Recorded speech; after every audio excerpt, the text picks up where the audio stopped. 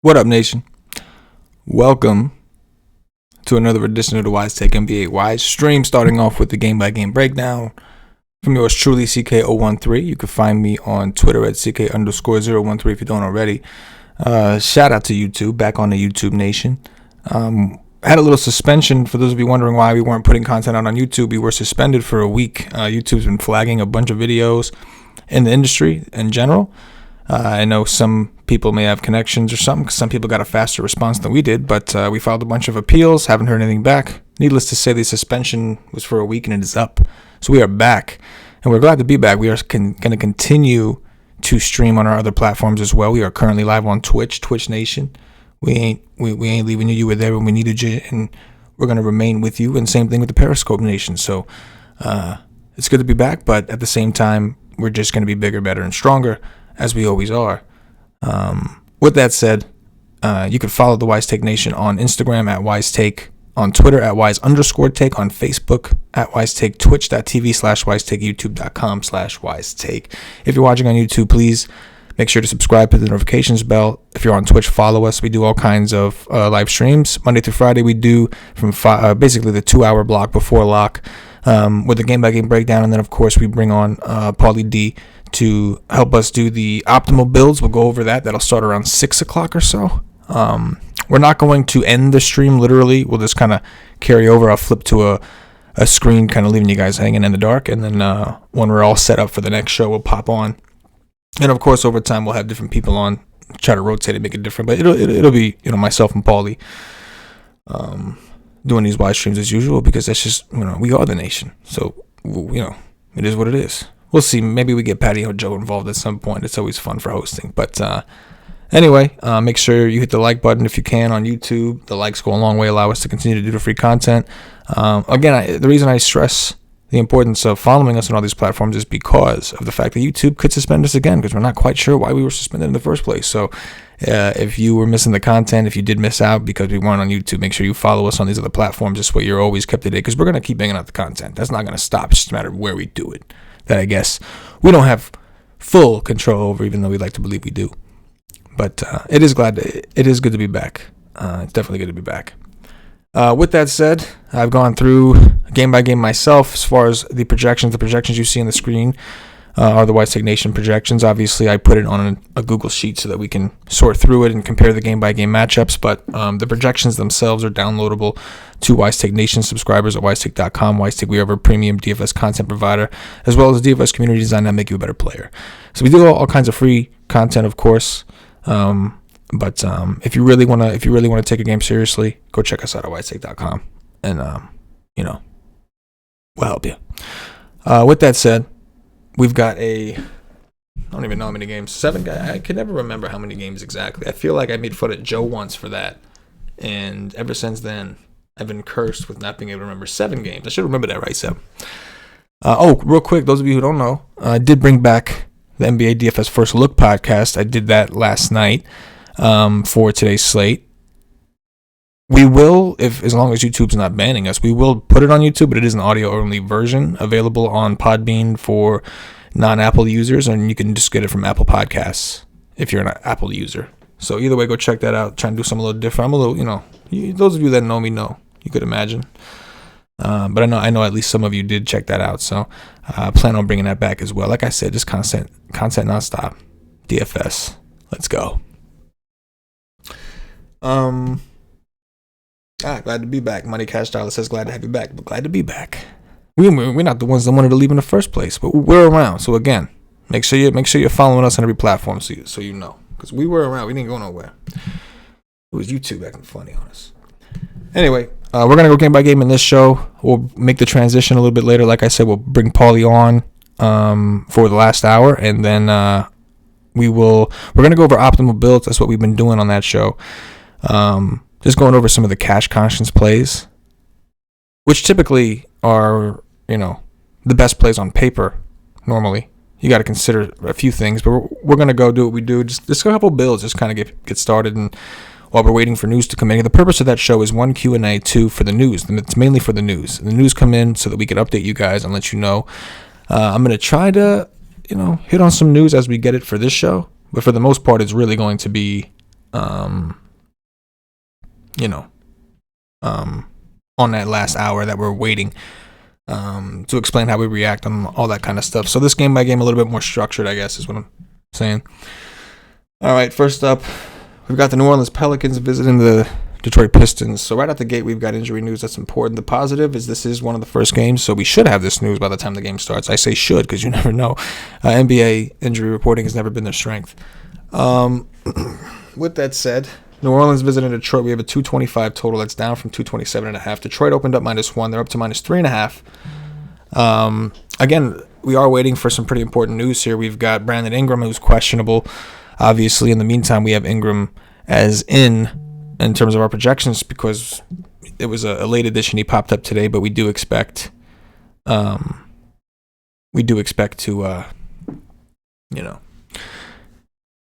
get that news. But assuming that he's in, clearly, well, maybe it's not as clear. I'm switching around here. Hold on. Here we go. Assuming that he's in, we know Drew Holiday is already out. Derek Favors is also questionable, so we're waiting to hear back on those two. If Favors is out, obviously we know Jackson Hayes is going to get a lot of playing time at center. We already have him projected for like 24 minutes because either way, even if Favors is in, it's a hamstring injury, so I would imagine he's going to be on some sort of cap. I don't expect Favors will play. So I think that Hayes is going to be a guy we have to strongly consider, being is that they're going to be matched up against Andre Drummond and need somebody with size. Maybe Okafor plays a little bit. That's a possibility for sure. He probably will, along with Melly. But if Favors is out, Hayes, I think we would all think, as long as he stays out of foul trouble, should play majority of the minutes. So that is something that we'll be ready to adjust need be. It's interesting because on FanDuel you have Gorgie Dieng at like 4-4. On both sides, we have Cantor, who's in the 5s with no Theus. So we have a few interesting centers, and those are just the cheaper ones. We have some centers, above that as well. But on FanDuel, you got some decisions to make if you get the Jackson Hayes thing, because they are going to need him on the court. Similarly to how people are anticipating that Minnesota's going to need Gorgie Dieng, the gorgeous one, because of Adams. Similar situation. So I think that we'll have to wait and see, but that could happen. If Ingram plays on DraftKings, the price is way too low. On FanDuel, different conversation. Limited player pools, or you can only play 2, so it's not as flexible. The price is up at 9-1. You got LeBron James, who's I think like a $1,600 more over there, and it could be playing without Anthony Davis. Again, we may not know that news, but he could be playing without Anthony Davis. He's probable. But on DraftKings, you can find a way to get them both, no problem. They're both underpriced, and Ingram is one of those plays that is just underpriced. And it's a good matchup against Detroit. There's nobody I can really see slowing him down except for himself. So we have him projected for, 37 minutes, and that's what he's been playing. Since Holiday has been out, this dude doesn't leave the court much. Him and Lonzo Ball. Lonzo Ball, by the way, also looking like an interesting play. Now, I will say this, on FanDuel, the position is pretty deep. So I don't know how much, I'm sorry, not on FanDuel, in general. The position point guard is pretty deep. On FanDuel, he pops a lot harder. He's 6,300 over there. That's where I would get more of him. I'm going to get some on DraftKings. I'm going to make sure I do because he's been playing really well with the minutes. I think if Ingram is in, I think it's fine for him because Holiday's out. If Ingram is out, then I think there's some worry about who's going to score. He's going to try. He's just not known for scoring. He has been playing better offensively lately. I know that. But I do think Lonzo Ball is a better play. A strong play on FanDuel. On DraftKings, I'm not going to say he's not by any means a bad play. 5.5 projection on 6.9 is not by any means a bad play. It's because of the minutes. Him and Ingram have been playing a lot of minutes. And if Ingram's out and this game stays close, Ball might not leave the court.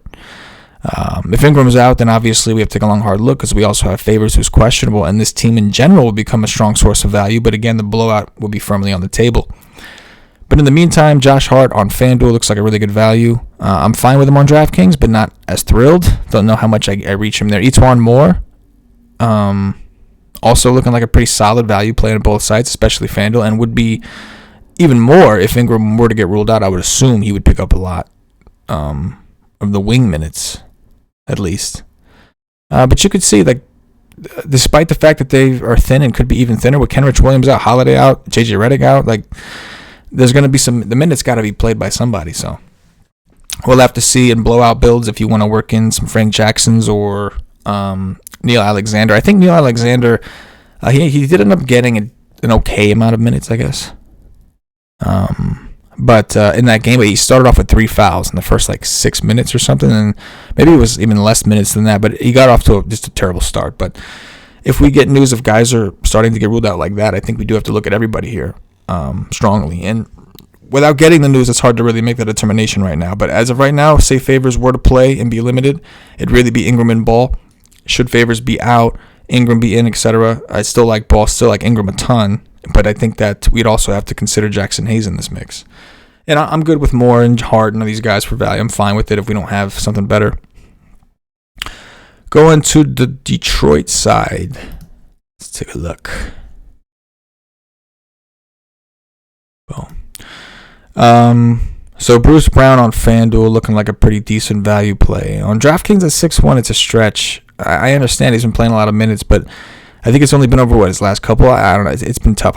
It's hard to assume and just say, yeah, he's going to get, 35, 36, 37 minutes. It's hard to project him for that realistically. If we did, he'd be the best play on the board on FanDuel, probably, or one of.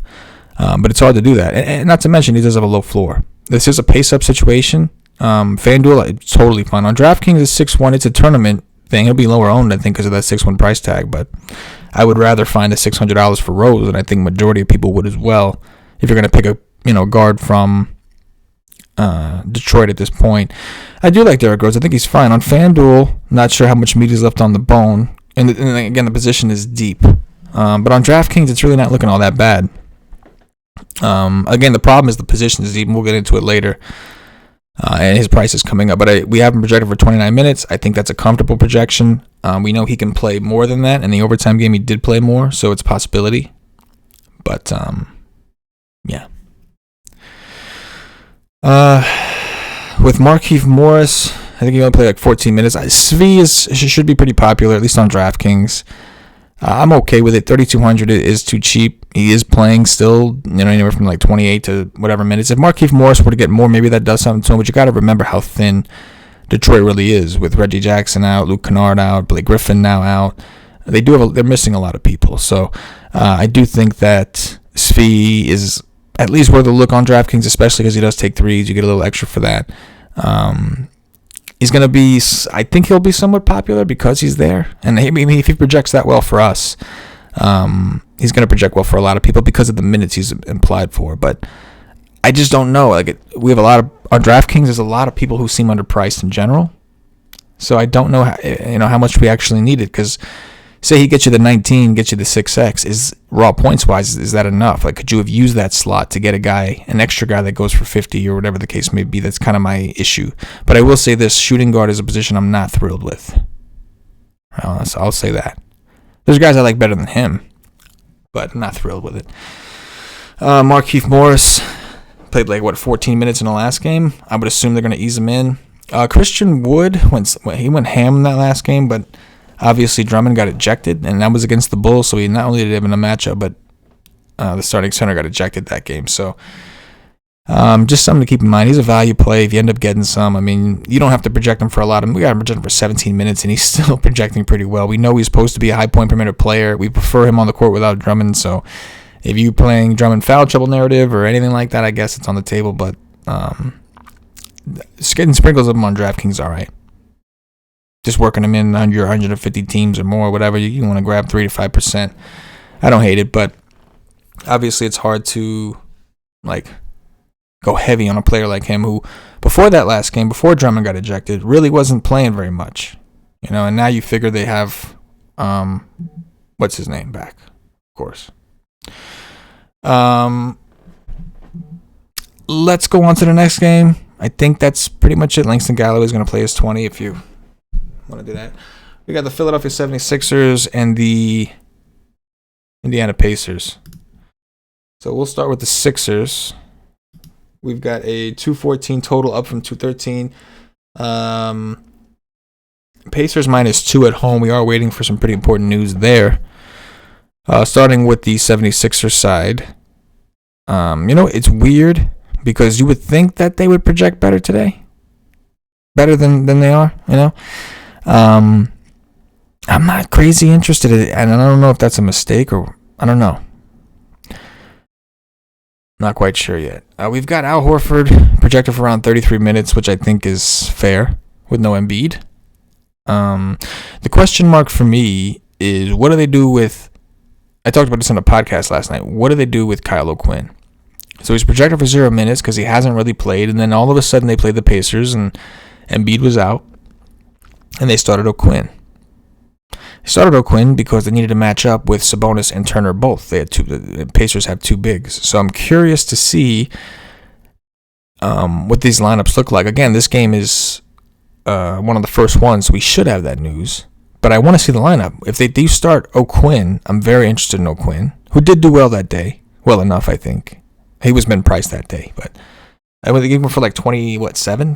And at 4,300 on DraftKings, you'd be all right with that. Right? So it's something I want to see. And of course, that may depend on Sabonis' status, who's questionable. He missed the last game. MRI came back clean, but who knows? So there are some question marks. Good news is these first two games are the first two games, so we should have that news at some point. But it's interesting because assuming that they do what they have been doing, which is what the minutes we have projected for, and I'm only going to change it. I'm not going to assume, right? We have enough value, I think. I don't think I'm going to assume anything with O'Quinn unless I'm told that he is starting, and then I will raise the projection accordingly. But in the meantime, there's not a ton from this team I'm totally into. I think Simmons is all right. I think the price is low enough for Simmons. Waiting on the Brogdon news. But it could be a matchup issue. Simmons could be a matchup nightmare if Brogdon's out, which Brogdon's been out for back spasms. I'm fine with going back to Horford, but we do have a lot of interesting centers.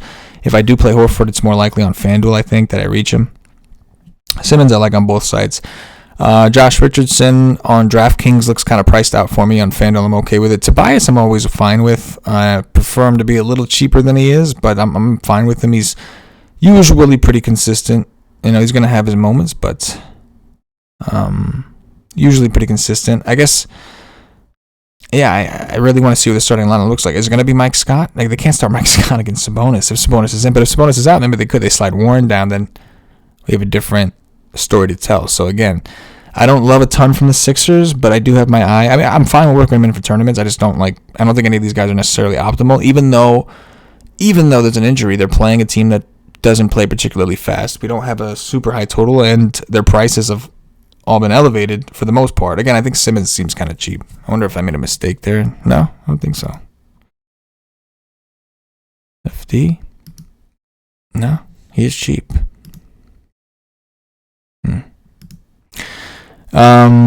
Going to the Pacers side, obviously Brogdon, we need information. We want to know if he's playing. We want to know how many minutes he's getting because he could very easily. We have him projected for 30 minutes, which is safe. I mean, if he gets ruled in, I would anticipate him to play at least 30. But you can see he's already projecting fairly well with 30 minutes. So if he were to get his normal allotment like he was playing before in the beginning of the season, he would be one of the best players on the slate. Now, he hasn't been the same. So that's worth noting. If Sabonis is out, I would imagine he'd have to do a little more when he is on the court. The price is really low. If he gets ruled in, it's going to be something everybody's going to have to consider real quick. And I'm a little hesitant myself to raise him. Like, I don't think I'm raising his projection more than 30 minutes. Maybe by half a point, maybe 31. And I have these numbers rounded, so who knows what maybe it already is 30 and a half. But it's not going to take much to raise the projection. The problem is the position's already kind of deep. But he is really cheap, though. That's the thing. He's cheaper than some of the other guys. If he was in and you would rank him with some of these guys, you may not. You know what I'm saying? I think you do. Miles Turner only if Sabonis is out and only on FanDuel. On DraftKings, I'm not really interested at 7K. But on FanDuel, I would be only if Sabonis is out. There's a huge difference when Sabonis plays and when he doesn't with the production we see from Miles Turner, how active he is and everything else. So that's something we need the news for. Going down, curious to see if they start TJ McConnell again. That I felt for that last time, and that sucked. He sucked. This is a revenge spot against Philly, right? But if Brogdon's in, then obviously it's whatever. It's a flyer. But if Brogdon is out, I'm curious to see who they start. They've been starting Holiday more so, and Holiday is really cheap on FanDuel, so that kind of matters a lot. He's cheap on DraftKings too at 52. He played well, even though they started McConnell. They did close with Holiday, and Holiday had the much better game. But TJ McConnell is cheap. It's revenge. We know he can be a higher point per minute player at times. We've seen him show upside with limited minutes, and he did get 25 minutes that day, which is, for him, I think a pretty good amount. So, a situation where we are waiting for the news. Jeremy Lamb's kind of fallen off a cliff. I think when Oladipo comes back, his spot in the starting lineup is gone, so maybe he's sensing that. Sabonis' price has come down, though. We have him projected for 35 minutes. If he gets ruled in, I'd probably raise it to around 35.5, 36, which would in turn raise his projection. And I think he's a fine guy to pay up for today, as he always has been. But again, I don't know. In this game in general, I'm not crazy into it. And the pricing seems to agree for the most part outside of Brogdon, who has a lot of question marks around himself. So, again, that's the thing with NBA. We need news. Need that news. We got next. We got Chicago Bulls and the Boston Celtics next. Let's see. Pull up Chicago. All right. Let me check on the nation real quick. See how the nation is doing. See how we doing. Yeah, we doing it. See some follows on Twitch. Brog has. This is from the chat. Brog have. Marqueef, yeah, MG. Brog has a strep throat and his injury. Oh, he has strep throat. All right, so maybe he doesn't play. Maybe he don't play. We'll have to wait and see what the news looks like. Appreciate sharing the info. We'll see. I'll take a look at the Slack in a second just to have a little pause action and, we'll check it out. But strep throat, not good. Strep throat, not good. They are game time decisions, so we'll see. At this point, I hope he gets ruled out. I don't know. Maybe I hope he gets ruled in. So if he gets ruled out, I'm going to have to look at these guards, especially Holiday and McConnell. And I don't know if I want to do that. Point guard is loaded already. Maybe I do want him in. If he's in, I'll probably play some because of his price, but I'm not going to play a ton. The dude can't stay on the court because of his back. Now he got strep throat. You're telling me? I don't know. How does he do it? I don't know. Anyway, Chicago, we've got here. We've got a 216.5 total, up from 215.5. The Celtics are home. They are currently 10-point favorites, up from 9.5. Starting with the road team as we do the Bulls. Satoransky projecting really well on FanDuel.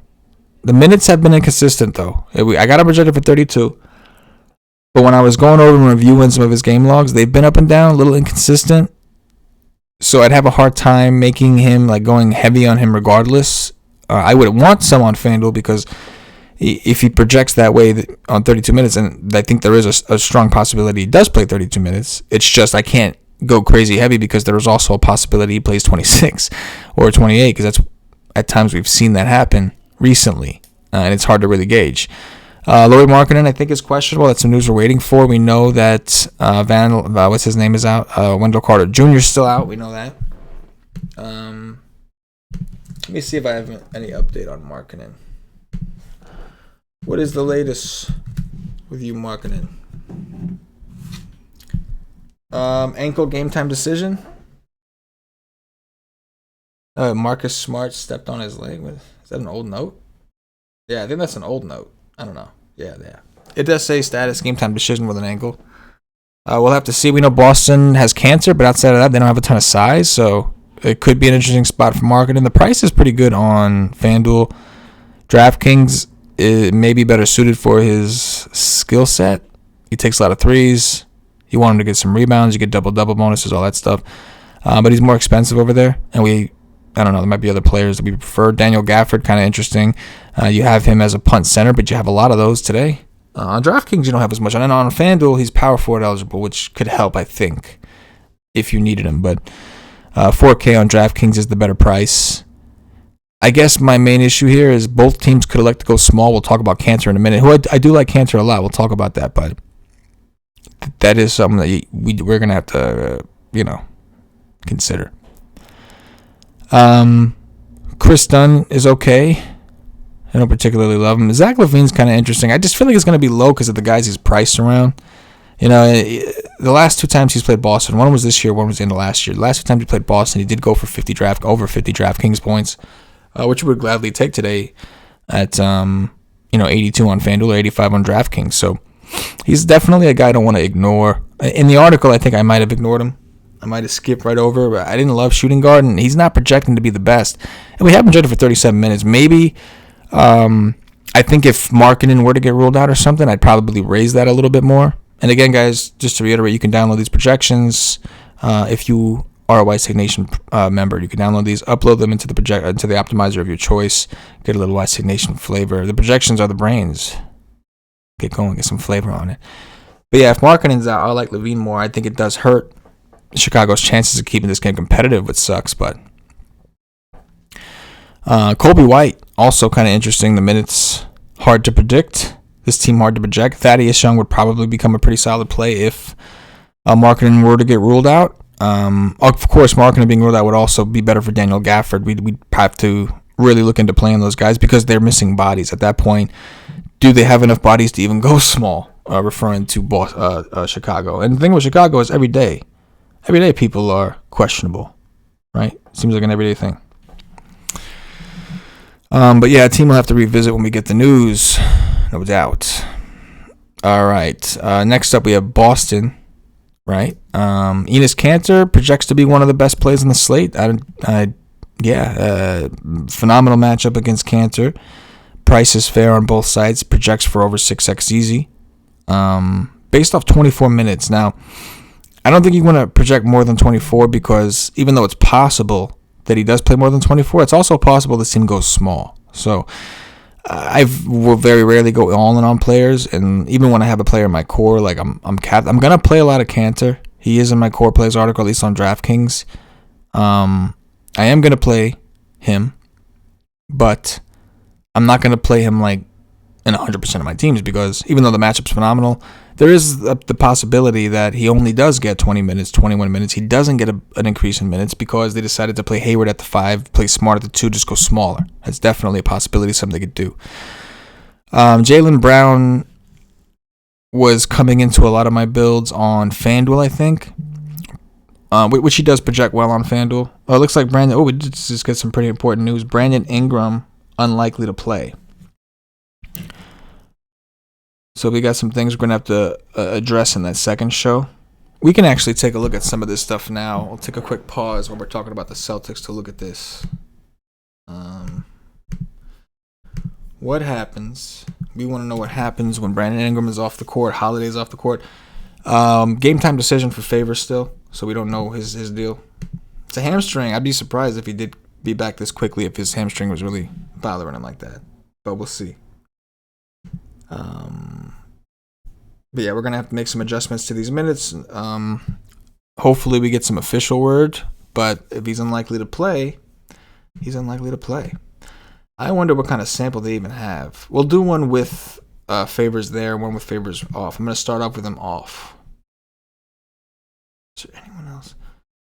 No Zion. Zion's supposed to play Thursday. I suppose that's what Paulie D told me. Paulie D tells me that Zion's supposed to play Thursday. I'm sure they can't wait for that shit. So with Ingram off the court, obviously keep in mind the people who typically play. And you got to remember that they are thin. They have no JJ Redick, no Holiday.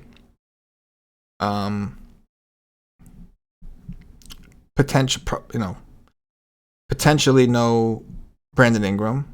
Potentially no Derek Favors. Kenrich Williams also out. It's a thin situation. The samples are just so small with all those players out, but it does look like there's going to be a big source of value. I think Nickeil Alexander-Walker may be a player we have to revisit if Ingram is ruled out. I understand that the position is not related to Ingram, but I think that we're going to see something where people slide down. I think Nicolo Melli could have to play some 4, potentially. Etuan Moore probably going to play more of the 3. Josh Hart may play a lot of 3, so it's kind of interesting to see how this works. And again, you would expect Lonzo Ball to take on a bigger workload. Maybe Nickeil Alexander-Walker. If Favors is in, then you figure Favors, when he's on the court, he's going to do a lot of the work. Not going to be easy with Drummond down low, but you'd figure he'd try. But if Favors is out, things could get really ugly. So we'll come back and address that when we get on the next show. when we get on to the next show, I will make the adjustments to the projections in the transition. In the meantime, coming back here, so yeah, Cantor's a guy I like a lot. Jaylen Brown, I think we were talking about. On DraftKings, he's fine. On FanDuel, that's 5.62 at that position was a little more valuable, so I was getting more of him over there. Kemba, we talked about point guard being deep. Kemba's one of those options against New Orleans. Against Chicago. Just because his price is low across the board. $7,200 on DraftKings, $7K on FanDuel, really low price. I was getting more of Kemba as well. I guess Boston in general, I was. Marcus Smart, going to be, I wouldn't say optimal. Maybe he sees more minutes in a small build. He would benefit from, if they did that with Cantor and went smaller, he would benefit. We have him projected for 29 minutes, so it's kind of like that, right? Like half the game is Cantor, half the game is them just going small. Gordon Hayward, I think, could benefit from this. DraftKings, where he's a little bit more attractive at 62. I think he could benefit from them going small. I know in the past they've played him at the 5. He doesn't play like a true 5, obviously, but they played him down there, and he's significantly cheaper than Jason Tatum. Not that I'm totally opposed to Tatum, but I do think I prefer Hayward at a cheaper price, and I think he could benefit from minutes and potentially usage.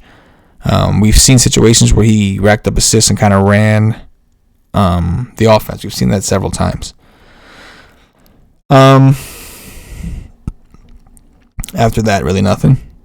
So Cantor being the main, and keep in mind this game has a double-digit spread, so I do think Hayward is interesting. We will go to the next game, which is we got the Oklahoma City Thunder visiting the Minnesota Timberwolves. I think we have all the news we need for these games. A bit later, but we've got a 217.5 total, down from 219. Oklahoma City is favored by 2.5 on the road. That's it, just 2.5, despite the fact that Karl-Anthony Towns out again. Okay. So yeah, this was confusing to me. I understand that Danilo Gallinari is back, and I understand that could potentially affect everybody's minutes. Instead of 37 minutes, maybe Shea gets 35. Instead of 32, 33 minutes, maybe Schroeder only gets to 30. But everybody just seems underpriced on both sides, but especially on DraftKings. Everybody kind of seems underpriced. This is a good matchup, defense-wise. Minnesota, not very good defensively, not a very good team in general. I was very surprised to even see the spread that close. But I was also surprised to see that coinciding with that was the cheap prices of the Oklahoma City Thunder players. Chris Paul, I like a ton. We talked about point guard being deep. I do like Chris Paul quite a bit. Schroeder is very cheap on both sides. Steven Adams very cheap on both sides against Gorgie Dieng. I think Adams went for 50 against Minnesota earlier this year, and Noel we know is still out. They are, I don't think it affects too much. I think they are playing Muscala in that role anyway, but. Yeah, I think the Thunder as a team, if I was looking for a team to stack, I think the Thunder are right up there. And, I mean, it's not rocket science, right? The projections are showing us that. Gallo, I think, is a pretty strong play on FanDuel. He's fine on DraftKings. I just like him better on FanDuel. But really, all 5 of these players, I think my favorites would be Chris Paul, number 1, and then Adams and Schroeder. But really, all these guys I think we have to consider and get exposure to because their prices are kind of down, especially for I think especially for the matchup. I think so anyway. Going down to the Minnesota side. So you have that decision you got to make with Gorgie Dieng on FanDuel. He's 4,500. You only get one center. You're playing more at him. You're playing more at Cantor. Some decisions to make. On DraftKings, he's 6K, so you can grab somebody. You're not going to end up with as much, and there's a lot of centers. You have Cantor significantly cheaper. So if you're playing both sides, take advantage of it. Play Dieng more on FanDuel, play Cantor more on DraftKings. If you're not playing both sides, I guess I would try to split it, I guess, on FanDuel. I don't know what to tell you, because I do think Dieng at 4,500 is a good price. It's a good value. It is. Projecting for, 7.4x on 27 minutes, which he could obviously play more than that with Cat out. Andrew Wiggins is in the conversation. I think a shooting guard point option, small forward option on DraftKings. I think the price is relatively low. His minutes are a little inconsistent. I'm a little worried. I think we would consider this more of a slam dunk price at these prices a few months ago if Cat was out. But with cat out now. I don't want to say he lost his role, but he's like taking his time. It looks like being as aggressive as we like him to be, but he's still a guy worth having exposure to, because when it does happen, it happens. And this is against a team that typically does give it up to his position. So I do think Wiggins is probably one of the stronger plays. Culver is certainly an option. He's been one of the guys getting the 30 minutes. Jeff Teague and Shabazz, neither of those guys really seeing 30. I think they're both fine tournament plays, especially Teague at his price, but hard to get behind when you're having a hard time predicting their minutes. Covington on FanDuel, I'm not really interested in on DraftKings. Wouldn't be surprised if we landed on some with him. Then you got guys like Okigi, who is probably underpriced on DraftKings, but it's just such a low floor. It's really only if you need it, and I don't know if you do. You know what I mean? But yeah, there's some interesting plays here. Wiggins looks like the main standout along with Gorgie Dieng, especially on at least on FanDuel. And I was a lot more interested in the OKC side of this game for sure. Next up, we got what is this? Charlotte Hornets visiting the Portland Trailblazers. We've got a 215.5 total. That is down 2.5 points from 218. This total's dropped. Portland opened up -9.5 and they stayed there, so they're big favorites. I don't know what they've done to deserve being big favorites over anyone, but I do understand that Charlotte is not good. I get that. Starting with Charlotte, another point guard that we talked about this position being deep. Devontae Graham did well yesterday. Price probably still too low on both sites, especially on FanDuel at 6,600. See, DraftKings 73 is also too low because I think Graham was like how many threes did he take yesterday? I feel like he took double-digit three-pointers. I don't think he shot well from the field either. Devontae Graham yesterday, 13 three-pointers. He took 13 threes. That is just massive upside. If he happens to have a day where he's hitting 50% of those on DraftKings, then you're just racking it. You're just caking. You've got to play the guy when he's cheap. When he's expensive and you want to bet against him going for a max ceiling of 60 performance, it's fine. But when he's this cheap, if he does drop that 50 or 60 on you today at these prices, it's just too low. It's a back-to-back, I understand. But it's against Portland. They're not very good defensively, especially against guards. If he's hitting his shots, it's a wrap. On FanDuel, the price, forget about the three-point bonuses. You don't get that there, but the price is just outstandingly low. So I do like Graham quite a bit. The issue, I would have more of him than I even had planned to. And I plan on having at least 20 to 30% of them. The only issue is, of course, that position is deep. Miles Bridges has played well at times on FanDuel, an interesting option. Cody Zeller, I think Bismack Biyombo, I expect him to play, but I think it's a game time decision. He got hit in the nose or something.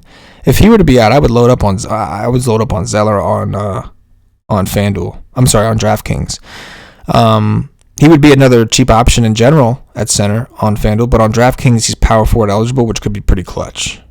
And he already kind of projects as a pretty good value play over there, but we'll have to get more information on that. I don't know if I take too much of that risk. I definitely would cap him if he's going to be splitting with Biyombo. I only want him if Biyombo is out, then I'm willing to take more of a stance, willing to get a little bit more of him.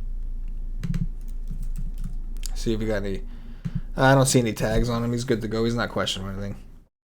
Yeah, it sounds like he's all right. I don't see any tags on him anymore, so much for that. The price is low, but we got better plays. Terry Rozier, low floor lately, but I think in general, not a bad play. The problem, of course, the position is really deep. Dwayne Bacon was one of the only players at 10x yesterday, his salary on DraftKings. He's still cheap. He got a lot of minutes out of nowhere. If he's getting minutes, he's a phenomenal play. If you want to play it that way and take some risk, sure. But there's nothing that's telling me that his role is guaranteed. I don't question the performances, but he got 32 minutes against Phoenix. He went for 34, was extremely efficient from the field, shot 10 for 15. The game before that, when he last played against Utah, played 18 minutes, shot 3 for 4, went for 9 DraftKings points. Against Toronto, played 25 minutes, only a 9% usage rate, 3 for 4, right? 20, 26. DraftKings points have been 9, 17, 13, 14. It just every once in a while he pops. He popped against Cleveland again, 28 minutes out of nowhere, 5 for 9. Played well. So I'm fine with you getting some. I'm just, I wouldn't go crazy heavy and just assume that he's going to do that again because I think the rotation's kind of up in the air at the moment. But he's a fine value play for sure. He's fine. Take a shot on. take some shots on.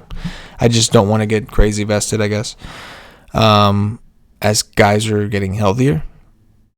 On the Portland side, Dame's price is too low on FanDuel. The problem is position is deep. Charlotte actually plays pretty slow.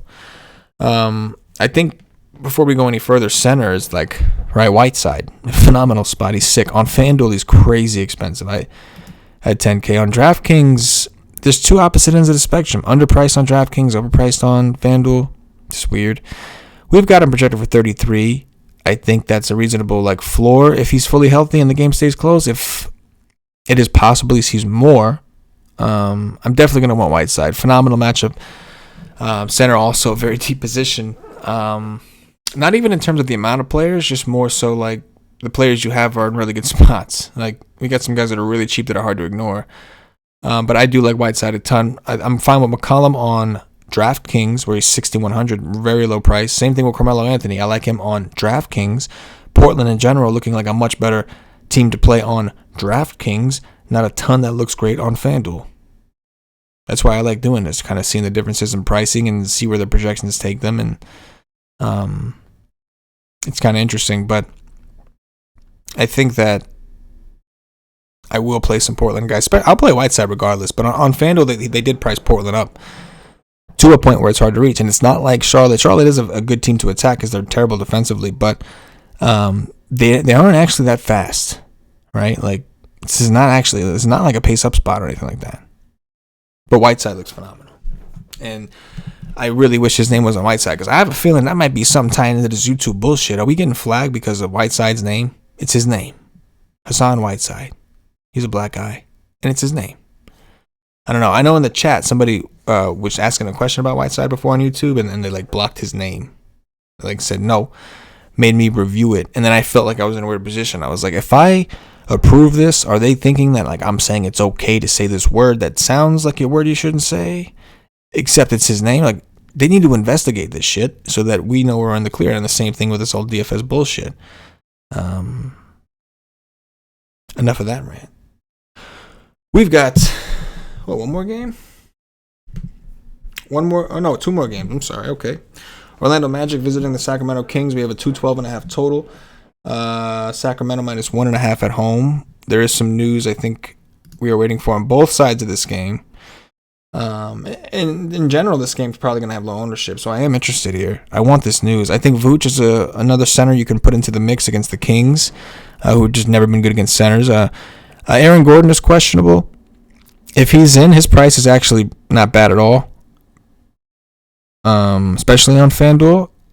But it's more I'm more interested him and I think Markelle or him and DJ Augustine are game time decisions. If they're both out, Markelle Fultz becomes a stronger play, especially on FanDuel at 5.5, as does Terrence Ross, especially on FanDuel at 45.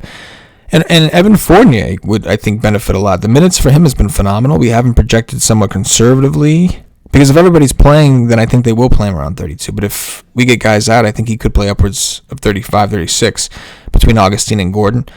Being that we already know that Jonathan Isaac is still out. So a situation where we're going to need the news for things to really pop. Vooch looks like the strongest, but again, we need the news to really make up our minds. I think there is a world where I don't think anybody here is going to be a super core play for me if someone's ruled out, but I think for tournament exposure in general, this is a game that's just going to be ignored.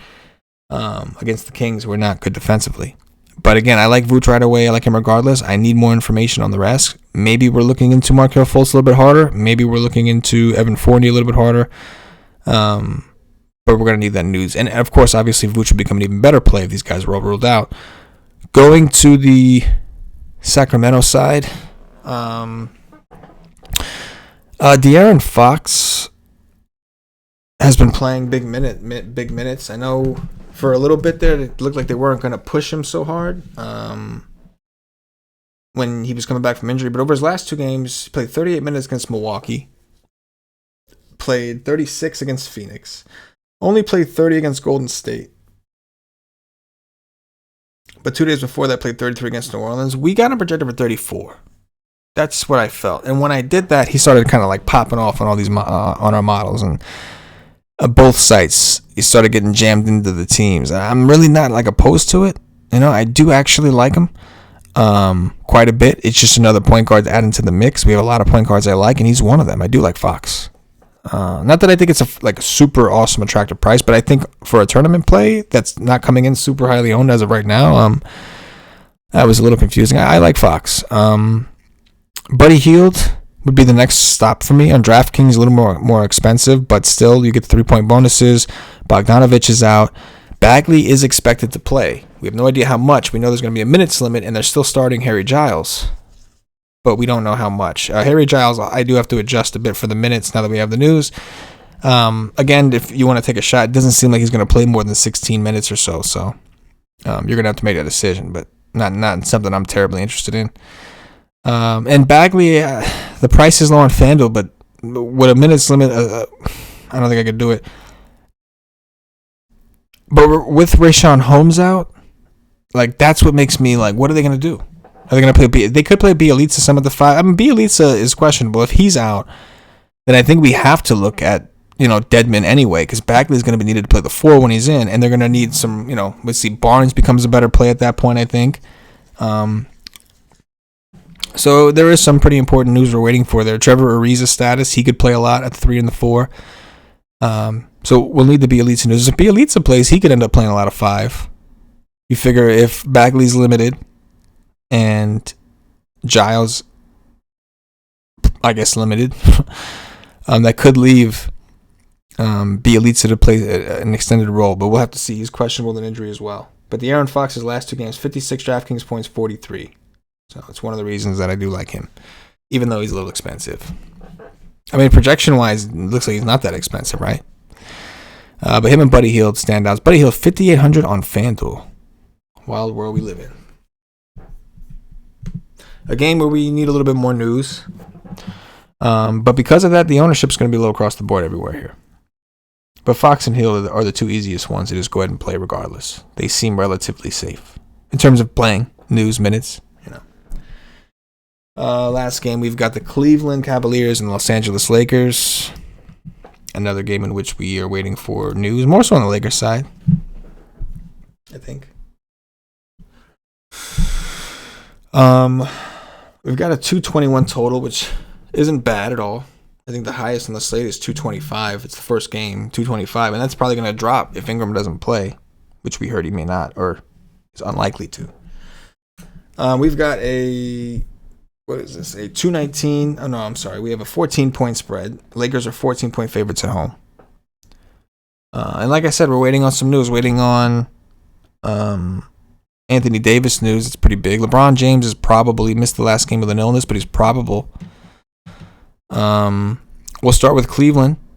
Thompson is a decent center option on FanDuel at 6,100. The problem, of course, is like I said, you have other guys that you want. But the price is too low for him as well. DraftKings, he's priced up a bit. Kevin Love was actually the strongest play to me in this game, and I have him projected for 34 minutes. If this game blows out, he ain't seeing 34 minutes. So that's where this goes wrong. And I think it's going to blow out, but Kevin Love is a player that could still hit his value in 3 quarters if he's playing well enough. They could still get their ass beat. Kevin Love could still get there. The issue, of course, is how much are you willing to take that risk. Now, on DraftKings, I think it's a little bit more worth it to take the risk because of the double-double bonus potential, because of the 3-point bonuses. I think that it's worth a shot. He is playing his old buddy LeBron. I know he wants to be, out of Cleveland, wants to be traded or whatever. This would be an opportunity for him to showcase what he's got against the Lakers when everybody's watching, because everybody's always watching when it's against LeBron. And if Anthony Davis is out, his matchup's going to be against Kyle Kuzma, who's just terrible defensively. So this could be a really good Kevin Love spot. It's a tournament thing. I wouldn't play him in. I don't know if I'd play him in cash. I'm not really. I'll talk to Paulie about that. But in tournaments, it's worth a shot. I mean, Cleveland's been playing better in general. This game is across the country in LA. I don't like their chances at all. If I was going to make a bet on this game, I would be betting to lay the points, just because Lakers have been really good. But if Anthony Davis is out, maybe they are able to play it closer. I know the Lakers without AD or LeBron were able to blow out OKC, but we see weird shit like that happen all the time. Sexton, I'm okay with. The minutes are up. We'll see the status on Dante Exum, who's been out with illness, but he should be slated to return, so I would imagine he's there to pick up some of those backup guard minutes. We've seen that Garland and Sexton were playing a ton before that, and I still have them projected pretty healthy, because I think that even with him back, I still think those 2 guys still play a lot of minutes. Garland's been like barely leaving the court. Cedi Osman, probably one of my favorite value plays today. I don't like that. On FanDuel, it's not as hard. On DraftKings at 4K, for some reason, I mean, the minutes are going to be there. The minutes for him are always there. They don't have Kevin. They're just thin. They don't have Kevin Porter. They don't have no more Clarkson. They do have McKinney and some of these guys, so I guess there is a world, but Larry Nance is out. So they're missing bodies. So I think that he's been benefiting because he's there. I think he will continue to. And for some reason, this guy likes to play LeBron. We see him have a bunch of shitty games all the time. I think the other day he had a shitty game where he played 40 minutes and finished with 18 DraftKings points. So I understand the risk is high. He's coming off a game where he played 35 minutes, went for 33. Would be thrilled if we got that. If Anthony Davis is there, the rebound's going to be harder to come by. He had 12 rebounds against Denver. That was the game. Game was on the road. 2 straight road games and playing well, playing competitive. So yeah, Cedi Osman, for whatever reason though, he just last year played the Lakers twice, 42 minutes in each game, 37, 36. For whatever reason, he just gets up for LeBron, and I think the minutes look good for a player it's only 4K, and a player that I think is gonna play a minimum of 35, upwards of 40 minutes. I think it's worth a shot. So it's mainly Love and Osman for me in this game. I'm okay with Garland and Sexton, and on FanDuel, I'm good working in Thompson as a low-on option, but it's really Love and the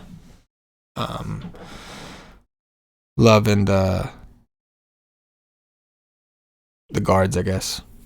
I'm sorry, Love and Osman, and then the guards. That's what it would be for me. And you can see Osman, 34 minutes. I have some room. I could elevate that at 35. He's playing those minutes, but then he would project to a point where I'd be a little uncomfortable. Maybe I need to do it for FanDuel because he's not showing up high enough in FanDuel. That may be something I look into. I don't know why I should have just did. I'm gonna do it. I'm gonna put him at 35 with the rest of his boys because they're thin there too. So yeah, we'll go 34.5. That's what we'll do. I just wanted I remember I'm gonna have a lot on DraftKings regardless, but I'm looking at the FanDuel side and I'm wondering because he is 4,500 is still a decent price for a guy playing as many minutes as we're anticipating him playing. We'll see. Yeah, it helped a little bit.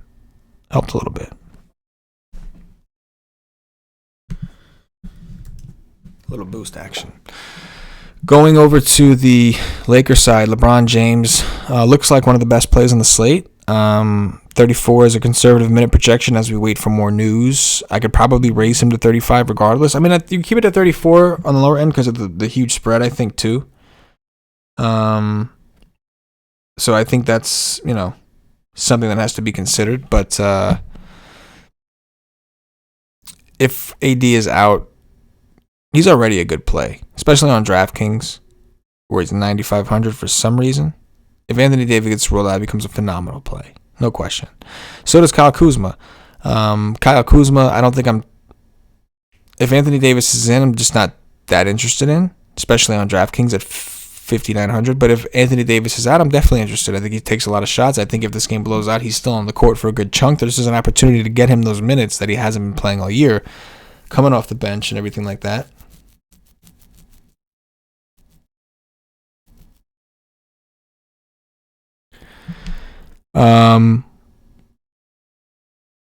If AD does play, he's in a good spot. There's no question. If AD does play, Kevin Love ain't stopping AD. I'd be cool with both of them. It's just the blowout factor. But on DraftKings, they're both underpriced. On FanDuel, you think you could argue they're underpriced also. But some minute adjustments have to be made. I'm good with LeBron either way. I have him in my core on both sites.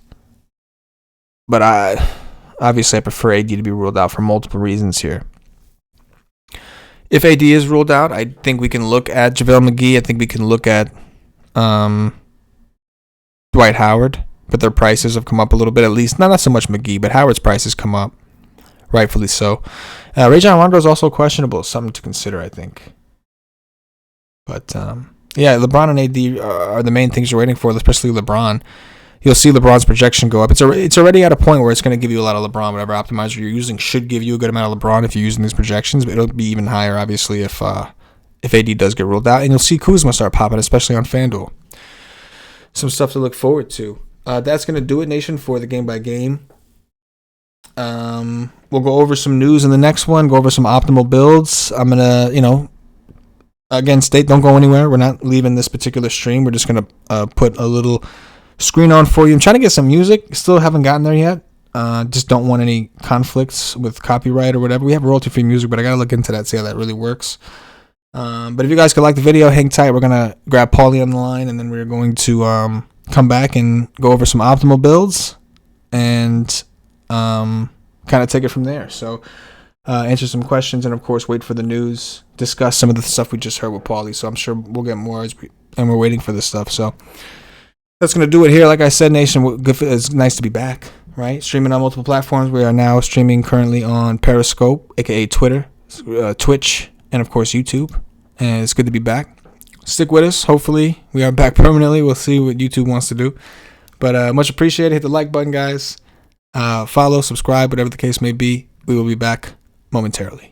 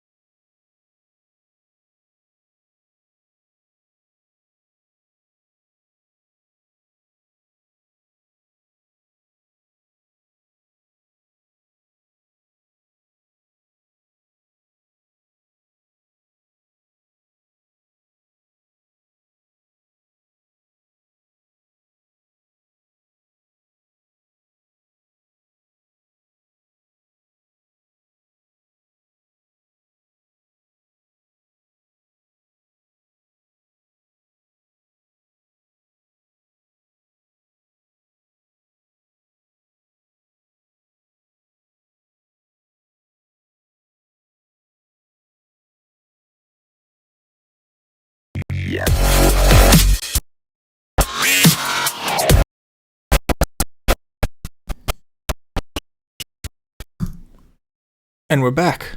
What up, Nation? Paulie D finishing up the show with me strong in this last hour up until lock. Went over the game-by-game breakdown. At this point, we got some injury news to discuss. Paulie and I are going to go over some optimal builds on each of the sites. And the most important thing about the show is the news. As we get news, we got some of the news during that last stream. We'll talk about it in depth a little bit here. Talk about some of the adjustments we're going to make. And with that said, Paulie D's on. You can find him on Twitter at Paulie with 8 D's. Paulie D, what's happening? What's up? Welcome. You know. We're back on YouTube, bro. So the nation. Nice. We're back. Nice. We are back. I know we were missed. The YouTube Nation was missed. There was just no need for that to happen. But we're back. So if you guys can smash the like button, much appreciated. Here we go in hour two. Paulie, give me some of your overall thoughts on the slate. For a small slate loaded with news that we've already got, others we're waiting on. Some of the bigger ones is the Pacers situation with Sabonis and Brogdon now on the questionable side. Brandon Ingram doubtful to play. Drew Holiday, I believe, was ruled out, and then Derek Favors we're waiting on, and JJ Redick has already been ruled out. Then the Lakers side, we're still kind of wondering what's happening with LeBron, Rondo, AD, Avery Bradley, and the Sacramento side with Bielitsa, Orlando with Aaron Gordon, DJ Augustine. For like, what is this, a 7-game slate? Like a lot. Whiteside and Zonia. There's unfortunately a lot still kind of hanging out there that could make things change. I do feel like the center position, there's like 5 guys that I'm interested in, and everyone else I'm just not even looking at. And then there's really nothing. There's like all this value opening up now, and like nothing to like pay for it with. It's an oddball slate, to be honest. Like, we don't have the Hardens, the Giannis, and LeBron's cheap, AD's even cheaper. It's weird because you got all these like min-price guys now, or close to, and nothing to get with it. It's strange. Yeah, I completely agree. There's a lot of people underpriced. So, like you said, it's a slate where, especially if Ingram is in fact ruled out, which I think we're going to treat it as if he is, if he's unlikely to play, then what are we using the money for? I don't know.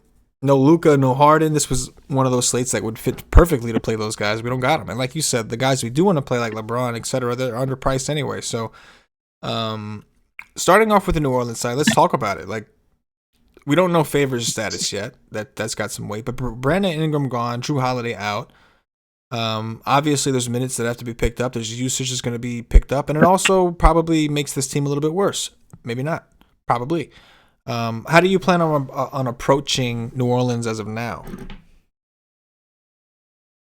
So, yeah, it makes the team worse. But luckily, they're playing a team that's worse than them and similarly injury-riddled. Usually that leads to like a faster paced, beautiful for DFS type of scenario. Heavily interested in the New Orleans side. And then, I really like Drummond. That's that. I'm looking right now actually at an on-off tool. I mean, there probably is not going to be much sample with all these guys off. So I'm not going to put too much stock into it, but we know Lonzo's going to do a shit ton out there. I think Antoine Moore is going to do a shit ton out there. I think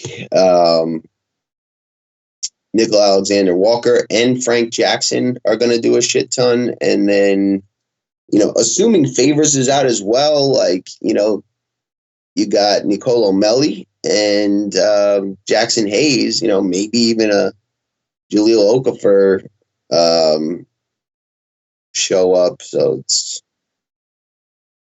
they're all in play. They're all really underpriced. No one was expecting Ingram to be out. And, more so we were expecting like Drew back, at last night. So Antoine Moore, Frank Jackson, Lonzo Ball, Jackson Hayes, Nickel Alexander-Walker, Nicolo Melli, all those guys very, very in play. And then, Jahlil Okafor and Nicolo Melli would probably play as well. I think, you could have up to like 4 or 5 of them on a team, and it might end up being optimal. Yeah, and I'll say this. The last time they were in a situation similar to this, they had Ingram, but obviously they were missing everybody, was that game against Boston, and they got annihilated. They got destroyed. Boston's a good team. Yeah, Detroit is not. So obviously it's a blow to the team, but I still expect New Orleans to kind of hang around. I don't think they're going to have a problem with Drummond if Favors is out. If Favors is in, they're going to have a problem with Drummond. But either way, outside of that, what is it really? It's really Derrick Rose and Drummond. So it's like, yeah, they'll be down to nobody, but I'm with you. I think I'm not going to let that last situation where they were all chalky and busted kind of affect. I'm going to play the guys that I think are appropriate. And Lonzo Ball certainly gets a boost in the situation. I'm hoping that if Favors is in, what sucks is if he's in, I would anticipate somewhat of a minute restriction because he's got a hamstring injury. So like I want him out because if he's in, I would love to go to him as like the main usage guy, right? Like when he's on a court, he should be doing dirts. It's just he's got a hamstring injury. How long is he? Are they gonna push him? So I'm kind of just hoping he's out and we can just look at the Jackson Hayeses and all these guys on FanDuel. Center's a shit show. There's just so many options, high and low. There's just so many decisions you have to make over there. On DraftKings, we won't, even with 2, it still seems like there's not enough. This is a slate where I feel like you want to play 20 centers if you could. If you let me play tons of centers. But yeah, I agree. So some interesting decisions to make. How are you approaching the LeBron situation, especially on FanDuel? At FanDuel, he's like 10-7 and AD is like 10-6. How are you approaching? Like, do you think AD is more likely? I know we're guessing at this point, but like, how do you plan on handling that situation? Because LeBron is already a good play on DraftKings and FanDuel, even if AD's in. If he's out, despite a 14-point spread, obviously the usage is going to be massive. So, how do you plan on approaching LeBron? I'm gonna play a fuck ton of LeBron because there's no one else that I really want to spend the money on, and he's in just an absolute nut spot. I don't think he even cares that it's the Cavs anymore, but there's probably gonna be no Rondo. There's probably gonna be no AD. He's gonna do everything, and he's just way too cheap, and it's easy to get him. So I'll have a whole lot, and like. I might even have more than I intend to get in case AD gets ruled in. I need to spread it out, so I know I can like chop LeBron from 50 to 30 or something if I needed to. But I don't see why they'd play AD. They don't need him to win this game. They should win no problem. So I don't see why you'd play AD. I agree with you. I mean, who's to say why they do anything, any of the dumb shit they do, the NBA coaches? But I do agree with you. I think it makes more sense. You're a 14-point favorite. If AD doesn't play, you're going to be like a 13-point favorite. It's like, you know what I'm saying? Like, you just beat the Thunder without LeBron or AD. So yeah. I'm with you. We'll see what happens. Obviously, AD is going to have a say, and it's not like, at least as we know, we don't believe it to be like a tear of his ass muscle. It's just like a little bruise on his butt. That's took a hard spill. His tushy hurts. So I don't know. We'll see. But I'm with you. Yeah. Let's get into some optimal builds here. I'm trying to go through. I'm going to try to keep track on DraftKings while we do this. If we have time for FanDuel, we'll do FanDuel. We're not going to build full teams. Just kind of want to see like where the basic starting points are for cash. I think Stevie Brown's article, I know it was running a little behind. I'm not sure if his cash game article is up. For those of you subscribe to WiseTake, he's been on a heater with him and Shrybeezy have been doing a really good job with the cash game stuff. It looks like it's not up yet. I know he was having some problems. I saw on our employee channel that he was having some issues, so I'll look into that in a second. In the meantime, Paulie, talk to me about cash games. We'll start with DraftKings. Who are the first guys going in, you think, based off what we know? I mean, I got eyes on Stevie Brown's article, and it's the 2 guys I was going to say first are the first 2 in his article, so I'm a concur with this. LBJ and Drummond, just put them in because we can afford them. They have the highest ceiling. Fair enough. Fair enough. So obviously we have value to work with now. Who I'm assuming New Orleans is a big piece of that. Who are some of the New Orleans pieces you're going to work in to afford them? I think you put Lonzo in, assuming Ingram gets ruled out at this point. You put Nickel Alexander-Walker or Frank Jackson or both. I favor Frank Jackson right now. He's min price. And, got some playing time last game, a ton of it, like 33 minutes, went for 28. He's honestly better all around right now than Nickel Alexander-Walker. He's going to make less mistakes. He's going to contribute to more stats where Nickel, got into foul trouble that last game, is going to be a little scoring dependent. So Frank Jackson, min price, is probably the best value play on the whole slate at this point. At this moment, we might play them both. We'll see how this thing kind of shakes out. I feel very comfortable with Seti Osman today. He was in my core. I think he was in your core article last I looked at it. 4K. We're going to need some more savings to fit the three. Lonzo, LeBron, and Drum Dog Millionaire. So I would put him in. Just a quick update. It does look like Malcolm Brogdon and Domantas Sabonis will both play, and they will both start. Okay, good. Yeah. Good. Brogdon was like somebody. I was at the game by game. Somebody said he had strep throat. He is sick, so I guess that's what it is. But interesting. But yeah, both guys are in for Indiana. Going back to this, that definitely seems to be the recipe. We left off. I didn't even plug him in. LeBron and Drummond. And Frank Jackson, you'd be comfortable to do that? Oh, yeah. I mean, he played 33 minutes. What's not to be comfortable with, I guess, right? Now, I will say this. I know that Nall got into foul trouble right away.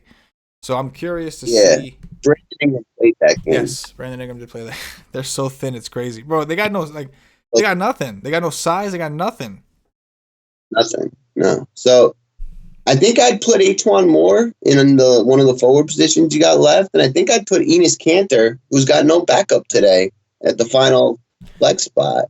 I think that leaves like one spot left for you to figure out. I don't know how much money that leaves, but that's your cash squad right now. Yep. Brandon Ingram, by the way, officially ruled out, along with Drew Holiday. News coming out officially. But I agree with you. Derek Favors also ruled out. So there you go. Yeah. Derek Favors also out. So you want more value, you got it. I mean, now it's like all bets are off, right? Like Nicolo Melli's going to have to play. Like everyone's going to have to play at this point. It's all hands on deck. Yeah. Yeah. So like, what do you think about Jackson Hayes, Nicolo Melli, Enes Kanter, Daniel Gafford? Who would you throw in the cash lineup? Oh man, I think it's Kanter personally. Here's the one thing I love Kanter in tournaments. He was obviously my core plays article. The only thing, and I wanted to ask you this. Here's the thing. The Bulls they're not a big team, right? Like they're not big. Mm-hmm. Boston, looking at how they split Theus and Kanter, doesn't seem like they're a team that loves to play with bigs in general. So I think it's possible that Kanter, I still like him, but I think it's possible Kanter doesn't see that much of an increase in minutes, and they just play smaller, and they play Smart at the 2, Brown at the 3, Tatum at the 4, Hayward at the 5. They've done it before. So I do like Kanter. I'm going to play him probably around 50% because it's against the Bulls, and the time he does get on the court, I expect him to smash. And because of that, I'm still fine in cash because I don't see where he doesn't play at least 20-something minutes, right? Like 22 minimum. Even in that, right? Because he's got to play. Like somebody's got to rest. He's backing up these guys regardless, even if he doesn't start. So I'm with you. But that was the one thing in the back of my head that kept like, are you concerned with that at all, or no? The matchup's too juicy. I don't give a fuck. So a little bit. I don't think the matchup's as juicy as we're accustomed to. I think this Gafford kid is actually a decent defender. Centers have failed against the Bulls like since Wendell Carter's gone down. Like, yes, one of them, Drummond, got tossed, but he was on his way to a major dud when he got tossed. He was on his way, but Christian Wood went ham. Like Christian Wood did dominate, went fucking nuts when Drummond got kicked out. Yeah. This kid Gafford's good. He's athletic. So if like we got 2 question marks on that, like I'm all right pivoting down to either Gafford, who maybe is in the same kind of boat where they don't need to play him, but I think he's already been announced as a starter and ruled in. And I liked it. I think, it's a great spot with either Gordon Hayward guarding him or Enes Kanter, or we could just kind of go back to Hayes, but he's 4'6" now. I think all three, I don't think there is a right or a wrong answer right now. I think they're all just very cash viable, and depending how you feel about the rest of your builds and what the 1v1 is. Is it Gafford gets you what at forward versus Kanter gets you what, and then make a ruling kind of thing. Yeah. Right. But I think like we're for sure putting in LBJ, Drum Dog Millionaire, who else did we say? Twan Moore, Frank Jackson or no. I think Frank Jackson gets to start. Lonzo, Seti. That's 1, 2, 3, 4, 5, 6. And then you can decide on a center that we just talked about. That's 7. You have one spot left. I mean, if AD's out, I think Kuzma's a really good option to fill that last spot. I'm pretty sure it's got to be a forward, right? So, Lonzo's a guard. No, or Frank Jackson's a guard.